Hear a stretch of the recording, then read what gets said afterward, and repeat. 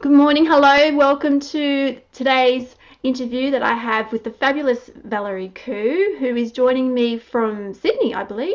Yes? Yes, Yes? I'm in Sydney. Because I know you divide your time between Melbourne and Sydney, so sometimes it's hard Yes. to keep track. Or you're travelling.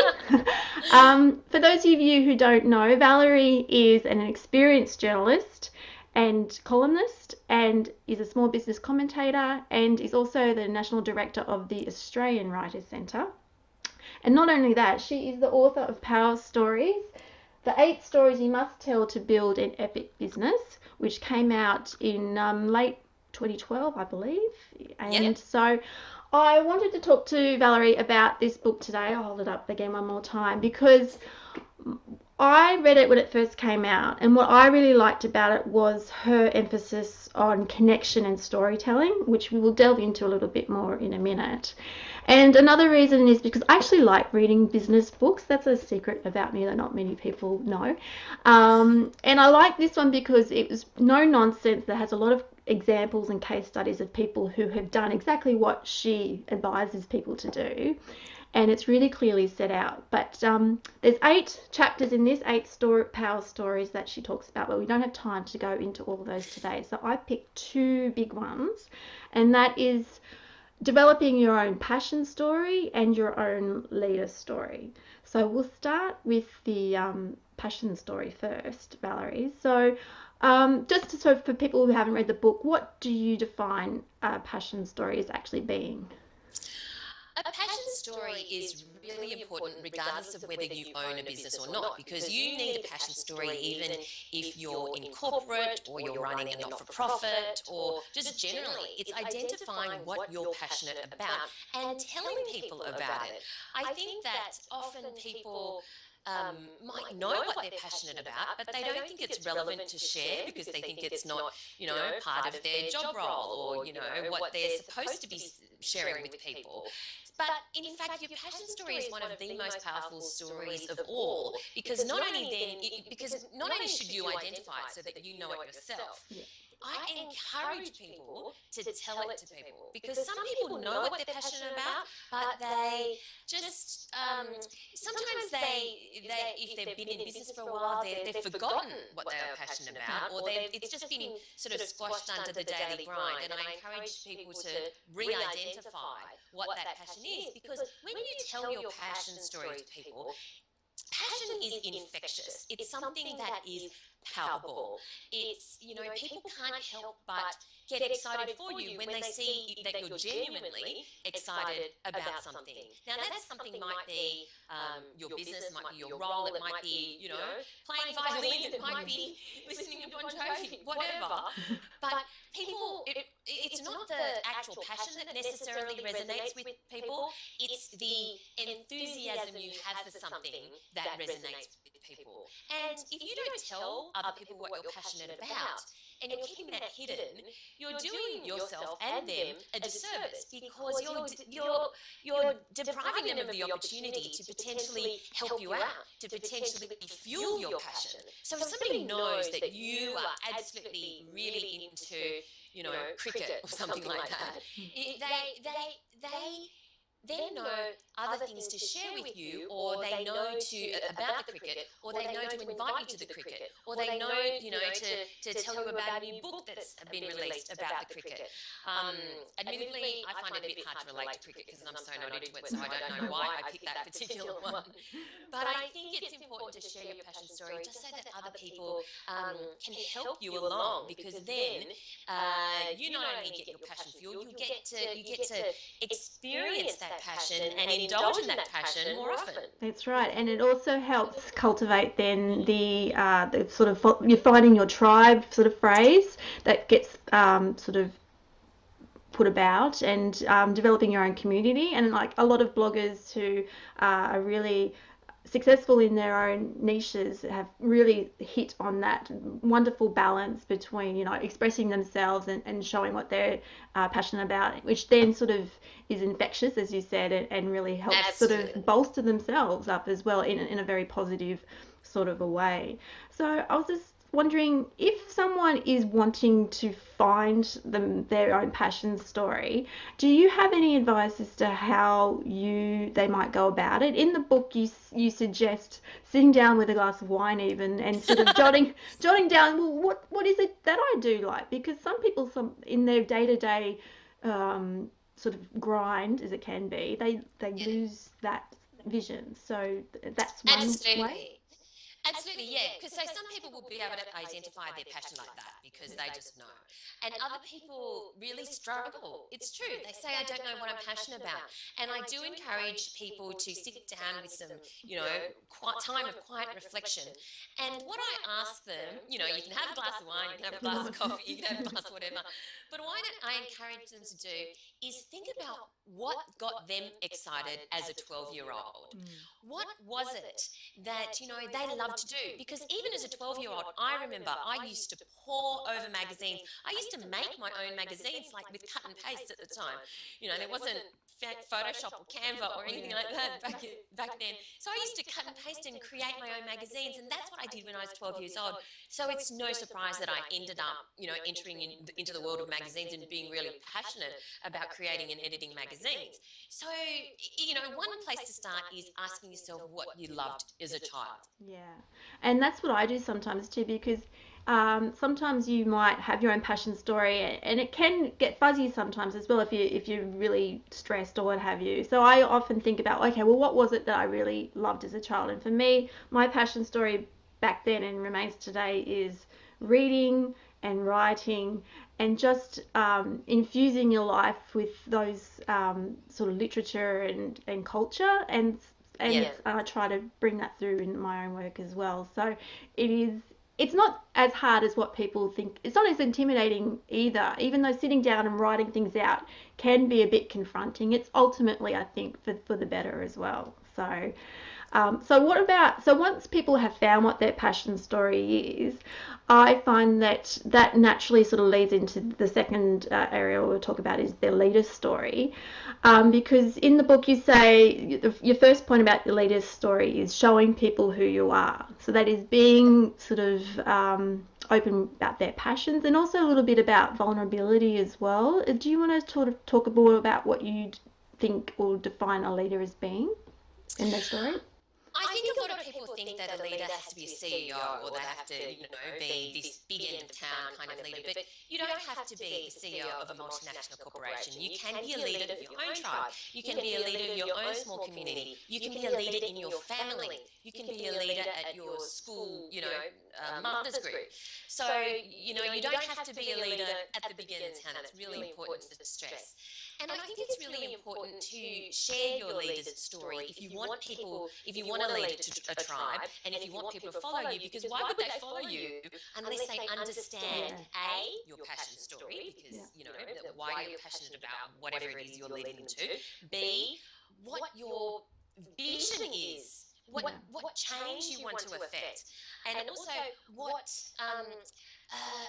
drives you, which might be different to your passion story. So if you don't tell people your leader's story, they've got nothing to really resonate with or to hang on to, or they can't read your mind. They don't necessarily then have an understanding of where you want to take that business or that committee or that whatever.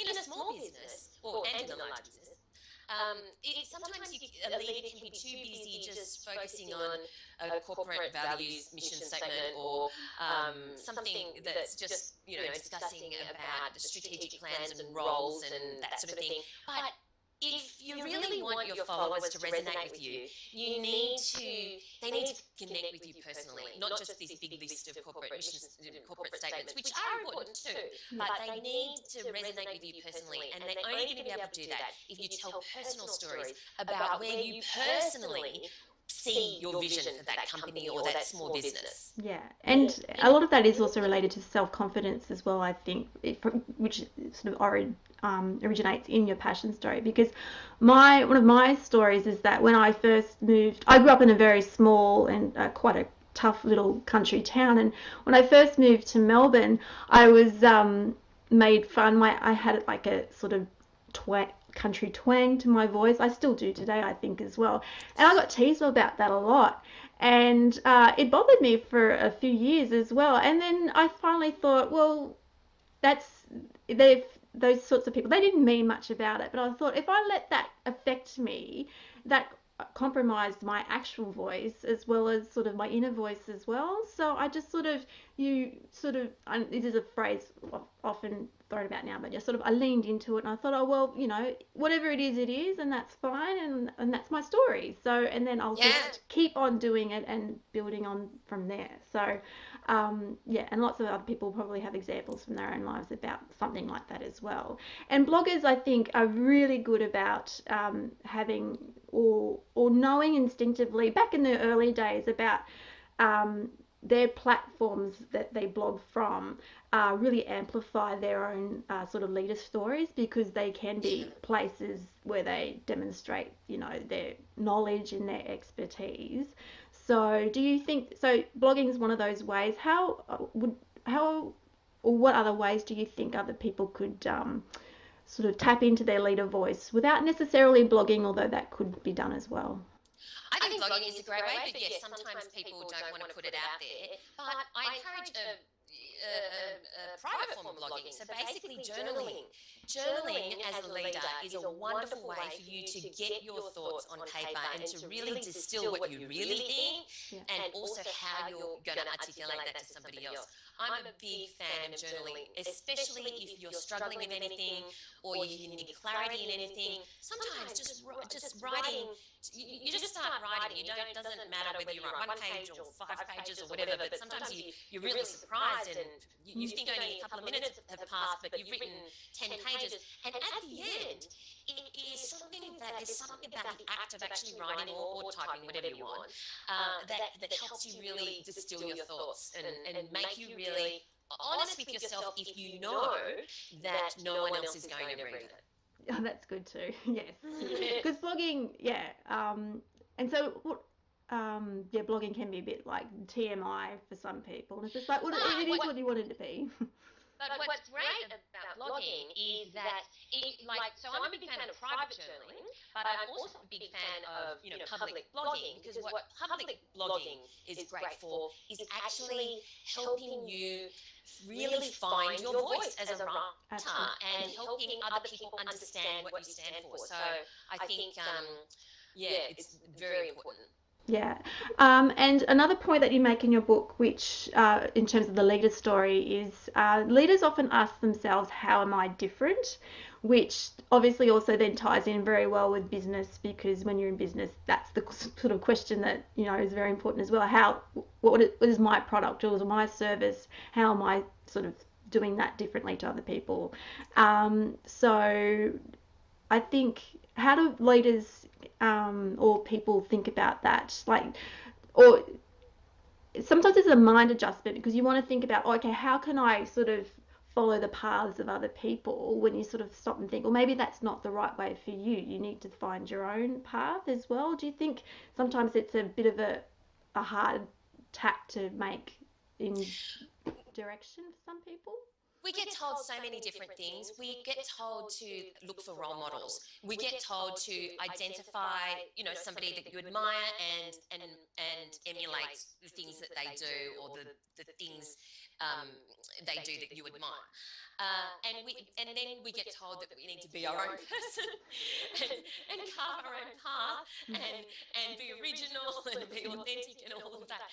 But I think the bottom line is two things, and everyone's different. You got to kind of try what works for you, because some people just can't find a role model that they want to emulate, and some people find it hard to know what they stand for. So I think it's a matter of experimentation. There's no right way for everyone. I think it's worthwhile for people to try both ways, But a couple of things are important. Number one, you kind of, in this day and age that's where everyone's online and everyone can Google you and everyone can look up your social media and all that, I do think it's important to have an understanding of what you want to be known for. Yeah. But I don't think people need to get stuck on it, because some people go, oh, I just don't know what I want to be known for. And 2 years later, they're still saying, I don't know what I want to be known for. That's why I haven't put, that's why my photo stream is just full of food, because I'm just doing it for fun. But the thing is, figure out what you want to be known for now. It doesn't matter if in a year's time you want to be known for something different, because that's okay. You've evolved, and if you're authentic about that, then that's okay to change that messaging to people. And it's so easy these days compared to 5, 10 years ago even, to be able to evolve your personal brand. So I think it's important to understand what you want to be known for, and then just be authentic. That's the other part. Be authentic. So even if you're copying somebody else, if you're doing it with authenticity, that's actually really you. Yeah. That's okay.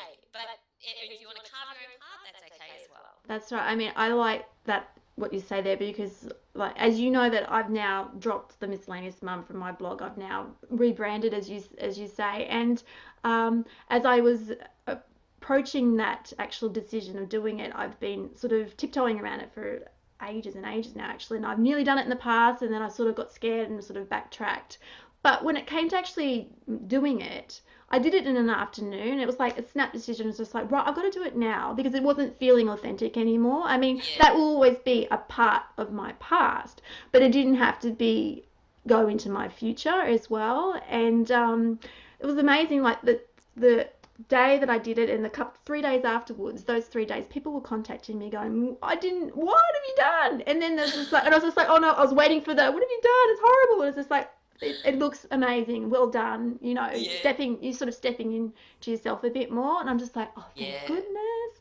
And so it was well worth it in the end. So it does these sorts of decisions do take a bit of courage, I think, sometimes as well. And I'm not saying that people, some things can be confronting, but it's ultimately worth it if you're doing it with all the right intentions as well.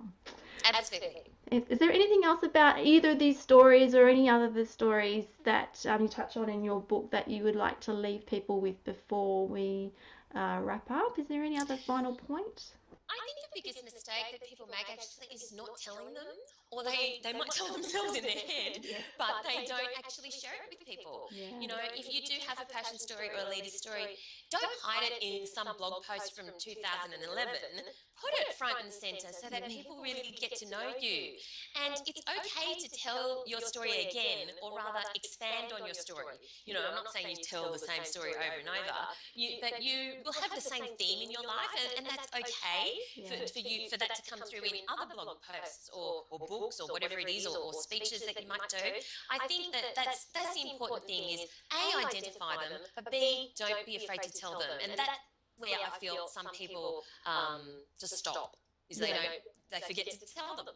Exactly. Don't stop telling the stories. That's right. And that's what all writers would say too. Don't stop telling your own stories either, because the world needs everyone's stories.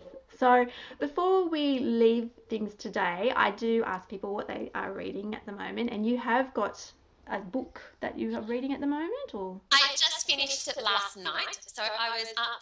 It's actually got spaghetti bolognese all over it, because when I started reading it the night before, I started reading it a little bit before dinner, and I was hooked from the first, line, that I actually was cooking while reading the book. Wow. Cooking bolognese. That is a real page turner, isn't it? No, what is this book? So it's something a bit different. It's a crime thriller, and it's called King of the Road by Nigel Bartlett. Now, the other bit that really resonated with me is that the main character is a freelance journalist, and Nigel, I first met Nigel 14 years ago when he was a student in one of my magazine writing classes. Oh, wow. Yeah, and had a successful career as a journalist, and since then, and a couple of years ago, or maybe last year, maybe a couple of years ago, he did our crime and thriller course. And this book, The Road, is Hello. is Hello. Oh, I It's think we've lost. fantastic. Oh, Yes. yay! Sorry, I just when things went a bit blippy on my Hello. end. Hello, can you hear me? I can. Oh, sorry that my there's a bit of lag on my end, but that's okay. We're still Oh, going. okay. It's all good. So, so what was the name of the book again? King of the Road King by of the Nigel Road. Bartlett. Excellent. All right. And is that new release? Do you know who published it? Is no. That's a very good question. Doesn't matter. I'll put links to it anyway. When I do the write up in the post, I'll direct people where to go, and I'll also direct people obviously to where they can also get their hands on Power Stories as well if they'd like to buy it. I really do recommend it. It is a very functional and a very accessible business book for people to, especially if they haven't read many business books before. It's a good place to start. Yeah. So thank you for joining me today, Valerie. I know you're very busy, so this was very nice of you to take some time out of your day. It was my pleasure, Karen. I know, Really but great fun. we have to catch up for coffee in Melbourne when you're back. Definitely. We'll have to make it happen. Alrighty. Okay. Thank you, Valerie. See you. Bye. Bye.